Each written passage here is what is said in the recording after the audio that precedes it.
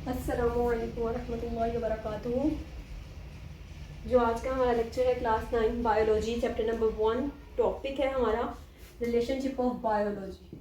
Biology का relationship study करेंगे other sciences के साथ, अदर फील्ड्स ऑफ साइंस के साथ हम स्टडी करेंगे। सबसे पहली बात, साइंस है क्या?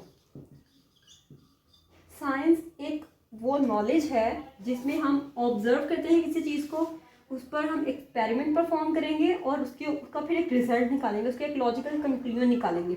ये हम पहले लेक्चर में साइंस को डीपली स्टडी कर चुके हैं। अब बायोलॉजी जो है वो क्या है? साइंस की एक ब्रांच है जिसमें हम किसी भी लिविंग ऑर्गेनिज्म को स्टडी करते हैं। आइदर वो प्लांट्स हैं, एनिमल्स हैं, ह्यूमन बींग्स हैं, माइक्रो ऑर्गेनिजम्स हैं, कुछ भी। ठीक है।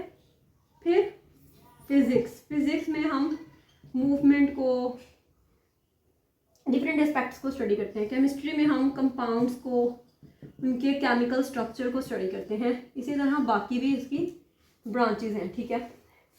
अब उन्होंने कहा है कि बायोलॉजी जो है उसका साइंस की बाकी तमाम ब्रांचेस के साथ कोई ना कोई रिलेशन, कोई ना कोई ताल्लुक है। अगर हम देखें तो बायोलॉजी जो है वो फिजिक्स के साथ भी कनेक्टेड है और केमिस्ट्री के साथ भी कनेक्टेड है। फिजिक्स जो है वो बायोलॉजी के साथ भी कनेक्टेड है और केमिस्ट्री के साथ भी, और इस तरह केमिस्ट्री, फिजिक्स और बायोलॉजी दोनों के साथ कनेक्टेड है।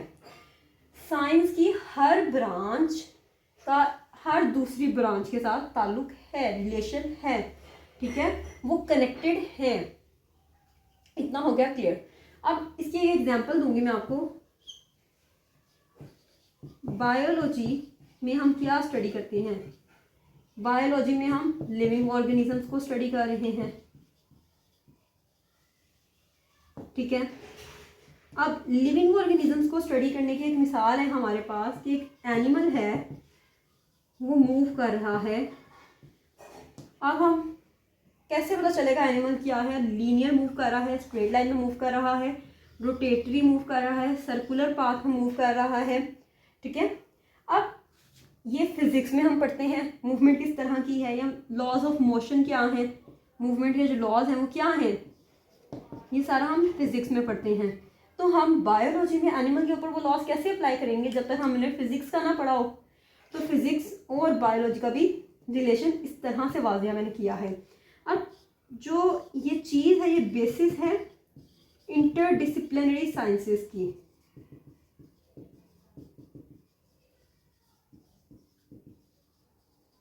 ओके, ये हो गया फर्स्ट पैराग्राफ जो मैंने आपको एक्सप्लेन कर दिया है।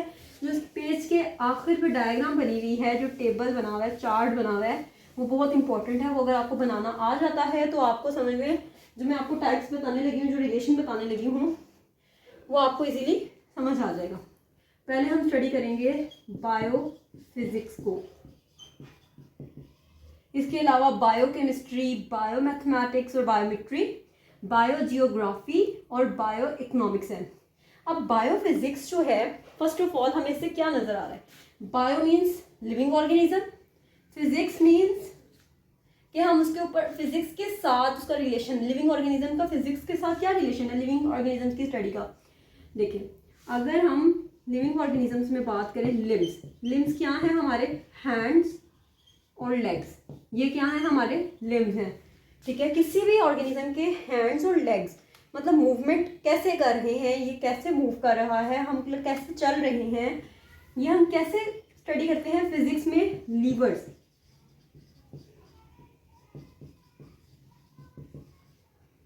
फिजिक्स में लीवर्स और बायोलॉजी में लिम्स, इनके जो फंक्शन है वो इंटर रिलेटेड है। ठीक है। तो इस तरह बायोफिजिक्स का उन्होंने रिलेशन एक्सप्लेन किया है कि अगर हमें लीवर्स का पता है तो हम लिम्स की स्टडी कर सकते हैं इजीली। तो ये हो गया बायोफिजिक्स। अब आ जाते हैं बायो केमिस्ट्री। बायोकेमिस्ट्री जो है, bio means living organism, chemistry means कि हम लिविंग ऑर्गेनिजम्स के अंदर केमिस्ट्री ऑफ कंपाउंड्स को स्टडी करेंगे, प्रोसेसेस को स्टडी करेंगे। अब इसका क्या मतलब हुआ ये भी मैं आपको एक्सप्लेन करती हूँ। एक लिविंग ऑर्गेनिज्म है उसके अंदर मेटाबॉलिज्म, एनर्जी प्रोड्यूसिंग प्रोसेस हो रहा है। खाना खाने के बाद हमारी बॉडी में मेटाबॉलिज्म का प्रोसेस होता है, जिससे हमारी बॉडी में एनर्जी प्रोड्यूस होती है। अब इस प्रोसेस की केमिस्ट्री कैसे पता चलेगी, इस प्रोसेस में कौन से कंपाउंड्स प्ले कर रहे हैं रोल, और उन कंपाउंड्स का केमिकल स्ट्रक्चर क्या है, वो किस तरह से एनर्जी में डिसोसिएट हो रहे हैं, हमें किस तरह एनर्जी प्रोवाइड कर रहे हैं। जब तक हमें केमिस्ट्री नहीं पता होगी हम तब तक मेटाबॉलिज्म को स्टडी नहीं कर सकते। मेटाबॉलिज्म जो है एक बायोलॉजिकल प्रोसेस है, और इसमें हम कौन से लॉज अप्लाई कर रहे हैं, केमिस्ट्री के। तो इस तरह बायोकेमिस्ट्री इंटरकनेक्टेड है।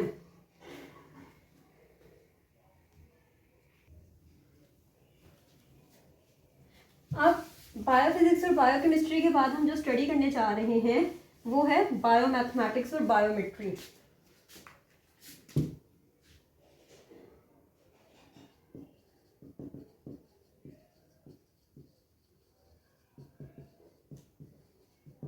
अब इसमें हम क्या स्टडी करेंगे, बायोमैथमेटिक्स में आप लोग सोच रहे होंगे बायो और मैथ कैसे इंटरकनेक्टेड हो सकते हैं। जब हम लोगों ने एक एक्सपेरिमेंट परफॉर्म करना होता है, बायोलॉजिकल एक्सपेरिमेंट, ठीक है, अब उसके लिए हमें 100 लोग चाहिए, ठीक है। उसमें से हमने 50 पे एक मेडिसिन अप्लाई कर दी, 50 पे एक मेडिसिन अप्लाई कर दी, फिर इनके इफेक्ट्स देखे, उनकी परसेंटेजेस निकाली कि कौन सी कितनी इफेक्टिव है। तो इस तरह हम इस पर क्या अप्लाई कर रहे हैं, हम इस पर कर रहे हैं mathematical laws, mathematical rules apply कर रहे हैं, टूल्स अप्लाई कर रहे हैं कि subtraction, addition, multiplication, division, percentage. अब हम लोग बायोलॉजी में देखते हैं कि हमें जगह जगह मिलेगा कार्बोहाइड्रेट्स इतनी परसेंटेज में प्रेजेंट होते हैं, ऑक्सीजन इतनी % प्रेजेंट है। ये सारे परसेंटेजेस कहाँ से निकली हैं, मैथमेटिकल रूल्स अप्लाई करके ही तो आई हैं। अब आगे हम देखें तो हमारे पास आ जाता है बायोजियोग्राफी। बायोजियोग्राफी से आपको क्या नज़र आ रहा है, जियोग्राफी हम लोग शुरू से 6 से आई थिंक जियोग्राफी पढ़ते हैं। जोग्राफिया, ज़मीन का जोग्राफिया, कि ज़मीन पे पहाड़ और सतह मुर्तफ़ा और समुंदर, दरिया, मतलब लोकेशंस हैं। जियोग्राफिया मतलब लिविंग ऑर्गेनिजम्स की डिस्ट्रीब्यूशन डिफरेंट जियोग्राफिकल एरियाज़ में कैसे है, मतलब लिविंग ऑर्गेनिजम्स को डिफरेंट जियोग्राफिकल एरियाज में कैसे डिवाइड किया गया है, कहाँ कहाँ कौन सा ऑर्गेनिज्म है, ठीक है, वो हम बायोजियोग्राफी में स्टडी करेंगे। लाइक कैमल जो है वो डेजर्ट का एनिमल है, फिश जो है वो पानी का जानवर है, मतलब वो फिश कहाँ पर होगी, सी में होगी, रिवर्स, लेक्स, इन जगहों पर ये फिशेस पाई जाएंगी। ये हो गया हमारे पास बायोजियोग्राफी, ठीक है, कि हमें लिविंग ऑर्गेनिजम्स को डिफरेंट जियोग्राफिकल रीजन्स में कैसे डिवाइड किया हुआ है, कौन कौन से जियोग्राफिकल एरिया में कौन कौन सा ऑर्गेनिज्म है। Now come towards the last topic, और लास्ट स्टेटमेंट हमारी है बायो इकोनॉमिक्स। बायो इकोनॉमिक्स क्या है, इकोनॉमिक्स मुआशी पहलू कह सकते हैं।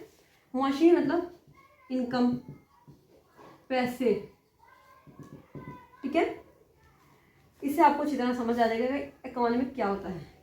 अब बायो मतलब कि प्लांट्स हो सकते हैं, एनिमल्स हो सकते हैं, और अदर ऑर्गेनिजम्स हो सकते हैं कि अगर ये ग्रो कर रहे हैं, जैसे हमारे पास हम मिसाल ले लेते हैं वीट, जो कि गंदम है, गंदम की पैदावार आई है हमारे पास, ठीक है, हमने उसको हमारी कॉस्ट प्राइस मतलब कि हमारी उस पर पहले आ जाता है कॉस्ट प्राइस कि उसकी लागत क्या है, ठीक है, हमारा उस पर कितना पैसा लगा है, हमने उसको सेल कितने पैसों में किया है, फिर हमें प्रॉफिट हुआ है या लॉस हुआ है, उसकी परसेंटेज, मतलब ये सारा ये हम उसको इकोनॉमिकल पॉइंट ऑफ व्यू से स्टडी कर रहे हैं कि उसका फ़ायदा क्या है हमें, ठीक है, उसकी कॉस्ट वैल्यू क्या है, उसकी प्रॉफिट वैल्यू क्या है। तो इस तरह हमने इसको स्टडी किया। अब एक एनिमल है, हम लोगों ने इसको पाला है, 2 साल पाला है, जैसे ईद उल अज़हा पे एनिमल्स जो होते हैं लोग ला के अपने गाँव वगैरह से, अपने इलाकों से लाकर बेचते हैं, तो वो bio economical point of view में आ जाता है कि हम लोगों ने कितनी उस पर हमने उसको कितनी कॉस्ट किया, मतलब कितना खिलाया पिलाया, उसको कितना पैसा खर्च हुआ है हमारा, हमने उसको सेल कितने में करना है, हमें उस पर प्रॉफिट हो रहा है लॉस हो रहा है, ये सारा बायो इकोनॉमिक्स में आ जाता है। तो आपने जो लास्ट इसका है वो आपने टेबल देख लेना, चार्ट फ्लो चार्ट बहुत आसान है, मैंने जिस तरह समझाया इंशाल्लाह आपको समझ आ चुकी होगी। तो मैं इधर अपने लेक्चर को एंड कर रही हूँ। जज़ाकल्लाहु खैरन कसीरा। अल्लाह हाफिज़।